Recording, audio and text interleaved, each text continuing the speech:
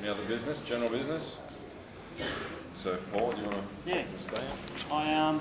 I've spoken to a guy in Canberra who's the head of the Sports Aviation Division of AKSA, and he's actually a paraglider who knew about kite surfing, so it was really good to talk to someone that was sort of knew a bit about it. And with the talks I had, he didn't really seem to think there was a huge problem with kite surfing on Botany Bay, but however, he's not the person that's going to give the authority, so it's a sort of a different matter. But just keeping in mind that at the moment it's a 4 kilometre exclusion zone, so it's really up to us to say what we want, and then it's up to AKSA to reject that or accept it, or make amendments to it. Have a read of the letter and have a look at the map after the meeting, and we can put something down. Sit around. Just one point. I was flying at Palmy today, and I had a seaplane come like 50 feet from my car. Yeah. And I grew up in Africa where you always land your aeroplane on a golf course, and normally what they do is they do like a 200-foot pass to make sure it's clear, and then they come and do their landing pass. But this guy didn't do a pre-pass, he just came straight in, landed, and I watched him jink it round the kites to come in and land at Palmy today. The regulation does restrict kiting in those areas as well. It's not just an airport, but any regulated airstrip. So that's Rose Bay, that's it's everything. And I did consider including those areas in this, but I thought, let's just get one approved, and then that can be a precedent to get other areas approved as well. I think if you look at a lot of waterways maps, you'll notice that on the maps, like in Rose Bay and the likes, there are actual dotted lines depicting the landing area for seaplanes.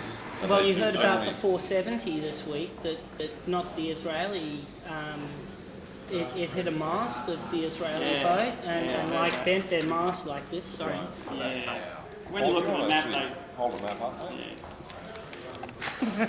That's the map of the bay, and you can see that the runways actually, it's kind of deceiving when you look at it from the shoreline, but they actually come right out into the centre of the bay.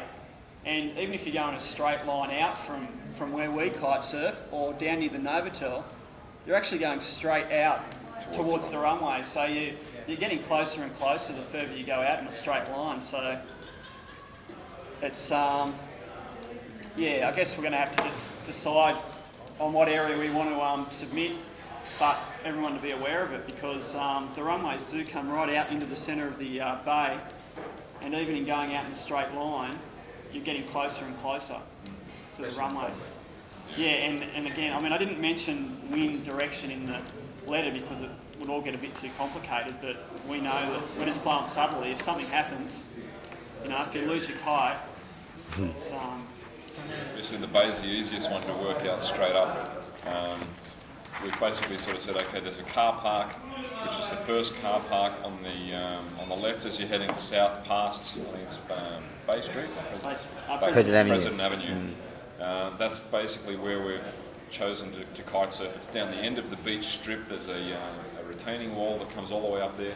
There's very few public can actually get down and walk along the beach there because the tide comes so high. So they generally walk down sort of past us to get down to the beach anyway.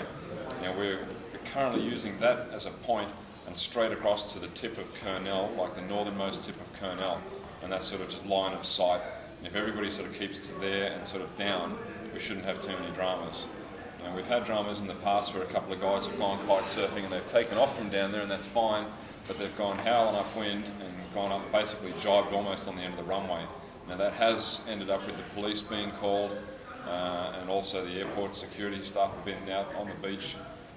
We just don't need that, especially before we go and get some authorisation to do so. So if anybody, we're going to put something together very similar to the Whippiga video. It's not going to be about one particular product or type of kite. It will be generic, it will be about inflatables, it will be about foils and sea quad, that type of kite. It will cover all sorts of kites, and it's going to be a safety video more than anything.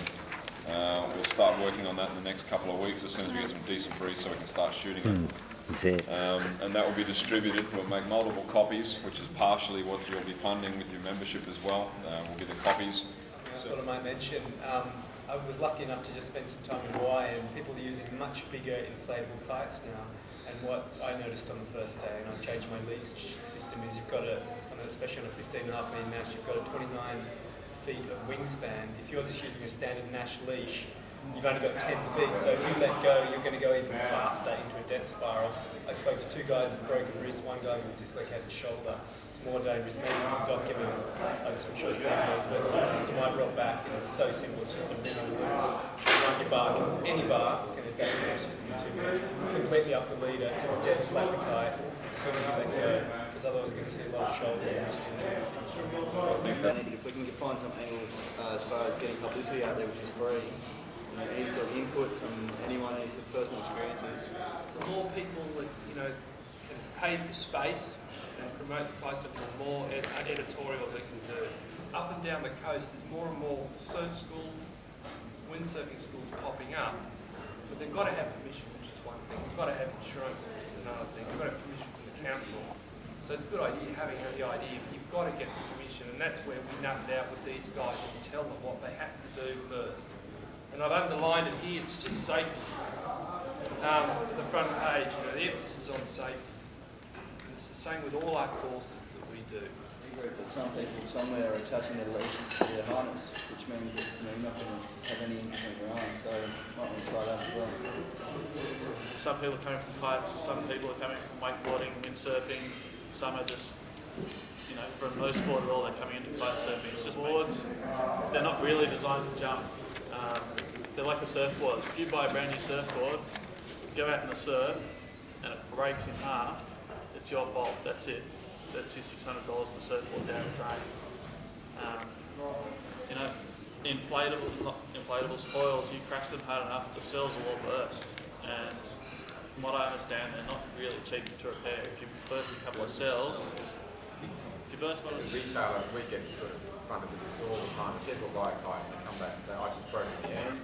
Mission Bay and the Maui guidelines, 2-line kites are banned at all locations. There's no safe way of depowering them. But 2-line crossing,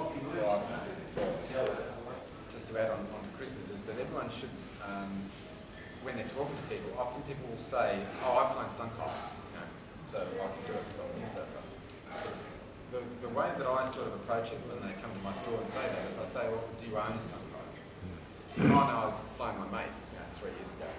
Now those guys are dangerous because they've got this idea that they can do it. They flew it for half an hour or an hour and they didn't crash it more than a few times.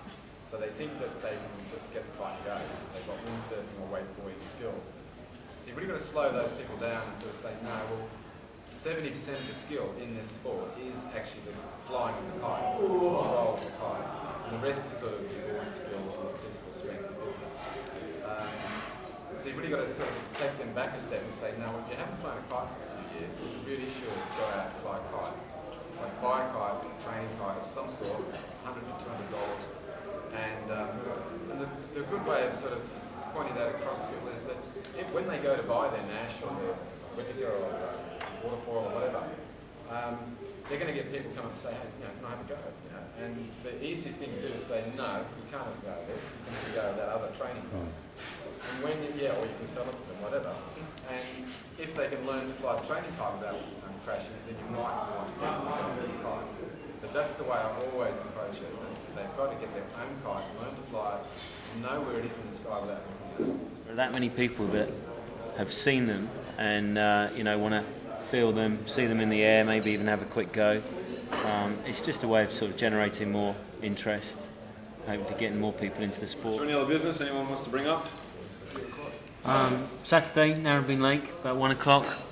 It was going to be a sort of a whipper day, but that's sort of fallen through, so we're going to try and get as many kites out in the water.